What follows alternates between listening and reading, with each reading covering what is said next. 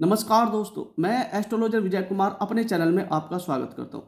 दोस्तों, आज मैं आपको बताने वाला हूं कि आप अपने घर का पूरा वास्तु कैसे चेक करें।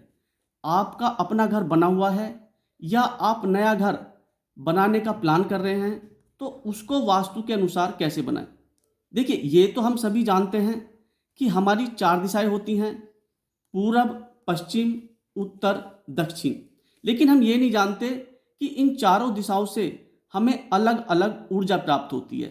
जिस दिशा से हमें पॉजिटिव ऊर्जा प्राप्त होती है, उस दिशा से हमें अगर नेगेटिव ऊर्जा मिलनी शुरू हो जाए तो उसी को हम वास्तु दोष कहते हैं। देखिए, मैं आपको बताऊंगा कि घर में किचन कहाँ होनी चाहिए, पूजा घर और बोरिंग कहाँ होना चाहिए, लैट और बाथरूम कहाँ होने चाहिए, सेफ्टी टैंक कहाँ होना चाहिए, बेडरूम कहाँ होना चाहिए, ड्राइंग रूम कहाँ होना चाहिए, ओवरहेड टैंक कहाँ होना चाहिए और मेन गेट कहाँ होना चाहिए।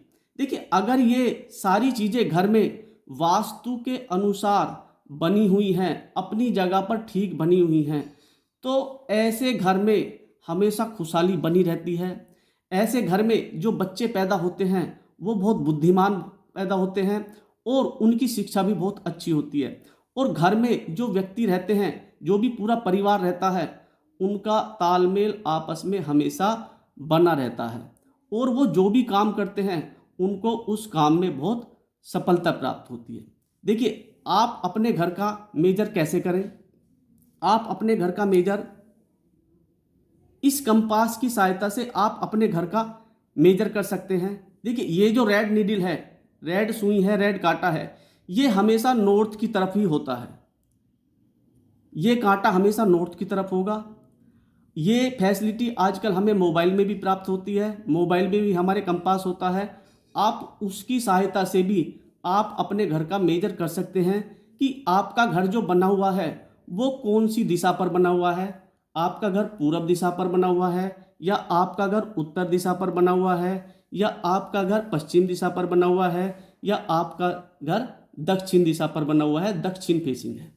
आप अपने घर का पूरा नक्शा ड्रॉ करके आप ये चेक कर सकते हैं कि आपकी किचन कहाँ पर है, आपका पूजा घर कहाँ पर है, आपका सेफ्टी टैंक कहाँ पर है। तो आपको ये पता चल जाएगा कि आपके घर में कोई वास्तु दोष है या नहीं है। अगर वास्तु दोष है तो आप उसको ठीक कर सकते हैं, जो मैं आपको अभी बताने वाला हूँ कि कौन सी चीज़ कहाँ पर होनी चाहिए। देखिए, वास्तु एक प्रॉपर साइंस है, प्रॉपर विज्ञान है। देखिए, ये जो हमारी उत्तर की दिशा होती है यहाँ से यहाँ तक, इसके स्वामी बुधदेव होते हैं। और जो हमारी पूरब की दिशा होती है यहाँ से यहाँ तक, इसके स्वामी सूर्यदेव होते हैं। और जो हमारी दक्षिण की दिशा होती है यहाँ से यहाँ तक, इसके स्वामी मंगल देव होते हैं। और जो हमारी पश्चिम की दिशा होती है यहाँ से यहाँ तक, इसके स्वामी शनिदेव होते हैं। और ये जो हमारा दक्षिण और पश्चिम के बीच का जो कोना होता है, इसको हम नैऋत्य कोण बोलते हैं। ये हमारा नैऋत्य कोण होता है, राक्षसी कोण भी हम इसको बोलते हैं। और इसके स्वामी राहुदेव होते हैं। और ये जो हमारा पश्चिम और उत्तर के बीच का जो कोना होता है, इसको हम वायव्य कोण बोलते हैं। इसके स्वामी चंद्रदेव होते हैं। और जो उत्तर से और पूरब के बीच का जो कोना होता है, ये हमारा ईशान कोण होता है। इसको हम दैवीय कोण भी बोलते हैं और इसके स्वामी बृहस्पति देव होते हैं। और जो हमारा पूरब और दक्षिण के बीच का जो कोना होता है, ये हमारा अग्नि कोण होता है और इसके स्वामी शुक्रदेव होते हैं। देखिए, ये जो दक्षिण और पश्चिम के बीच का जो हमारा कोना होता है, ये नैऋत्य कोण होता है। इसको हम राक्षस कोण भी बोलते हैं। देखिए, अगर आप कोई लैट या बाथरूम बना रहे हैं तो आप इस कोने में ही बनाएं। लेकिन एक बात का ध्यान रखें कि जो इसका सेफ्टी टैंक है वो इसके पास में न बनाएं, इस एरिया में ना बनाएं। आप सेफ्टी टैंक को पाइप के द्वारा यहाँ पर ले आएँ। इस एरिया में सेफ्टी टैंक आप कहीं पर भी बना सकते हैं। सेफ्टी टैंक को आपको यहाँ नहीं बनाना है, केंद्र में नहीं बनाना है। सेफ्टी टैंक आप ईशान कोण में ना बनाएं, सेफ्टी टैंक आप अग्नि कोण में ना बनाएं। देखिए, अगर आप सेफ्टी टैंक केंद्र में बना देते हैं, ये केंद्र हमारा ब्रह्म स्थान होता है। और जो हमारा घर होता है ये वास्तु पुरुष होता है। और जो केंद्र स्थान होता है, ब्रह्म स्थान होता है, यहाँ पर वास्तु पुरुष का पेट आता है। देखिए, जो ईशान कोण होता है, यहाँ पर वास्तु पुरुष का सर आता है, यहाँ पर पेट आता है केंद्र में। और जो नैऋत्य कोण होता है, यहाँ पर उसके पैर आते हैं। अगर आप यहाँ पर कोई गड्ढा बना देंगे तो ये बहुत बड़ा घर में वास्तु दोष हो जाता है। तो इस बात का आप ध्यान रखें कि जो आप सेफ्टी टैंक बना रहे हैं वो केंद्र में ना बनाएं, ईशान कोण में ना बनाएं और अग्नि कोण में ना बनाएं, केवल वायव्य कोण में ही उसको आपको बनाना है। इस एरिया में केवल आपको उसको बनाना है। केंद्र में आप ड्राइंग रूम बना सकते हैं, जहाँ पर परिवार वाले बैठते हैं, मेहमान आते हैं, मिलने जुलने वाले बैठते हैं।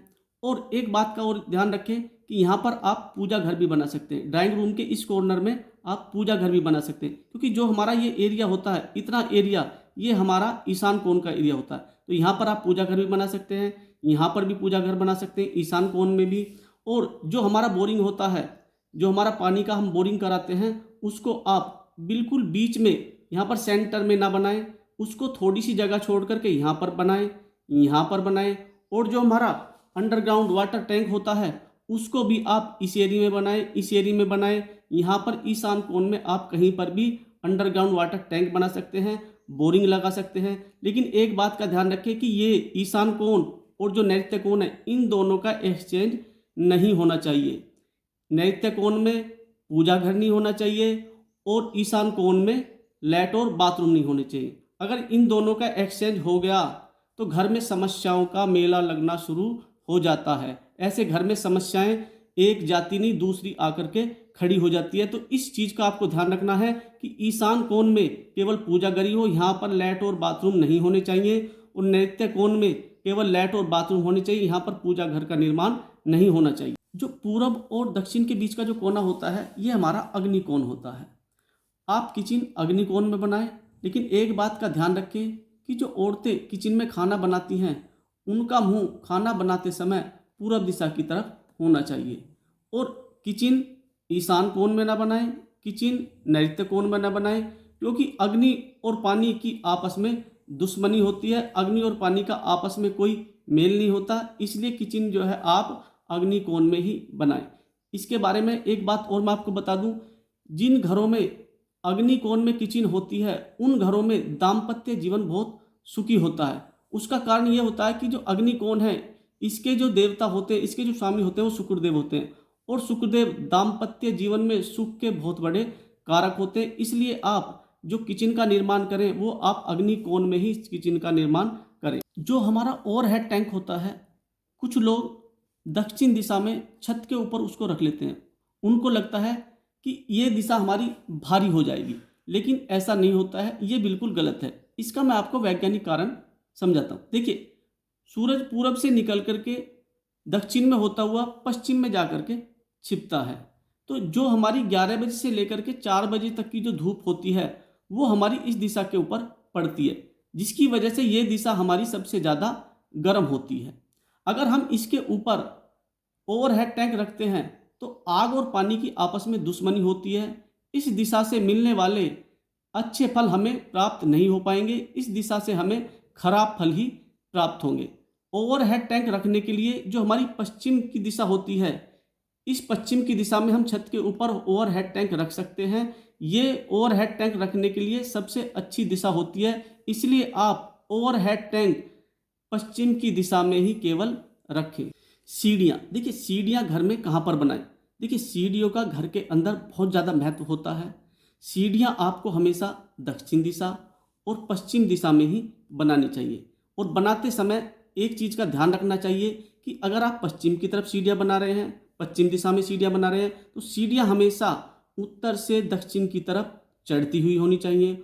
और अगर आप दक्षिण की तरफ सीढ़ियाँ बना रहे हैं तो सीढ़ियाँ हमेशा पूरब से पश्चिम की तरफ चढ़ती हुई सीढ़ियाँ होनी चाहिए। देखिए, ऐसी सीढ़ियाँ वास्तु के हिसाब से बहुत अच्छी सीढ़ियाँ मानी जाती हैं। और ये जो हमारी पूरब की दिशा है और उत्तर की दिशा है, इसमें सीढ़ियाँ बनाने से बचना चाहिए। इन दिशाओं को आप जितना हल्का रखेंगे, खाली रखेंगे, ये दिशाएं आपके लिए उतनी ही पॉजिटिव होंगी, उतनी ही आपको पॉजिटिव ऊर्जा देंगी। अगर आप रूम बना रहे हैं तो एक चीज़ का आप ध्यान रखें। मान लीजिए एक रूम आपने यहाँ पर बनाया, एक रूम मान लीजिए आपने यहाँ पर बनाया, एक रूम मान लीजिए आपने यहाँ पर बनाया, तो इसके अंदर जो बाथरूम होगा वो आपका नैऋत्य कोण में ही होना चाहिए।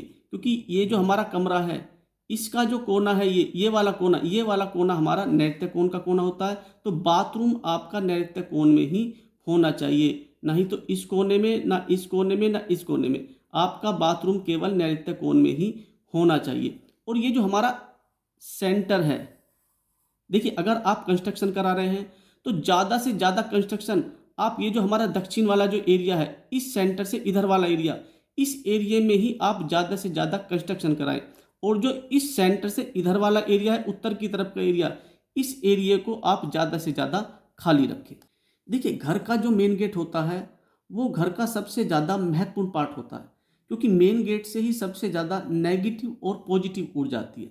अब मान लीजिए आपका मकान उत्तर दिशा में बना हुआ है, तो उत्तर दिशा में जो आपका मकान बना हुआ है उसकी जो भी लंबाई चौड़ाई होगी उसको आप 9 बराबर भागों में बांट लीजिए। अब मान लीजिए आपके मकान की उत्तर दिशा की चौड़ाई 27 फीट है, आपने 27 फीट को 9 बराबर भागों में बांट लिया, तो एक गेट आप ईशान कोण में बनवा सकते हैं और एक गेट आप उत्तर दिशा में बना सकते हैं।